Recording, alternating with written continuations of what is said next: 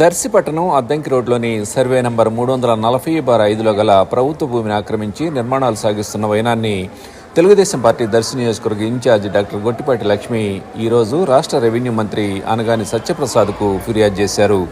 అలాగే దర్శి పట్టణ సమీపంలోని తూర్పు గంగవరం రోడ్లో 30 సెంట్ల కుంట భూమికి నకిలీ దస్త్రాలు సృష్టించి ఆక్రమించే ప్రయత్నాలు సాగిస్తున్న విషయాన్ని కూడా మంత్రి దృష్టికి తీసుకువెళ్లగా ఆయన సానుకూలంగా స్పందించి విచారణ జరిపిస్తానని తెలిపినట్లు సమాచారం.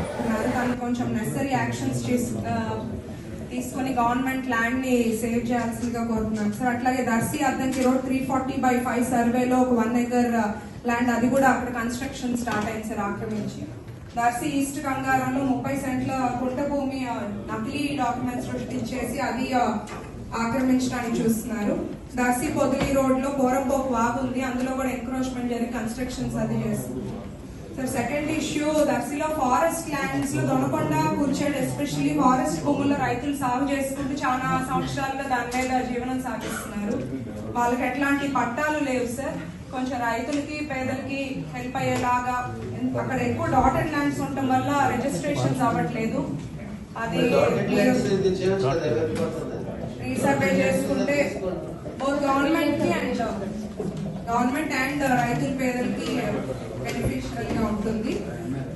అట్లా గవర్నమెంట్ ల్యాండ్స్ ని కూడా కాపాడే విధంగా కొంచెం చర్యలు తీసుకోండి. థర్డ్ ఇష్యూ సార్, ఇంతకు ముందు గతంలో జగనన్న కాలనీస్ అని దూరంగా ఇచ్చారు. ఊరికి చాలా దూరంగా ఇవ్వడం వల్ల అది ఎవరు యూజ్ చేయట్లేదు. దర్శిలో cattle the grazing land excess ఉంది సార్, అది ఒకసారి చెక్ చేపించి అదేమన్నా కాలనీస్ ఇవ్వగలిగితే చంద్రబాబు నాయుడు కాలనీస్ కట్టిస్తే ఫీజిబుల్ ఉంటుంది, ఆక్యుపెన్సీ కూడా ఉంటుంది. అది please to consider sir. And assign lands కూడా ఎలిజిబుల్ బెనిఫిషియరీస్ వచ్చేలాగా కొంచెం చూడండి sir. Thank you for giving me this opportunity.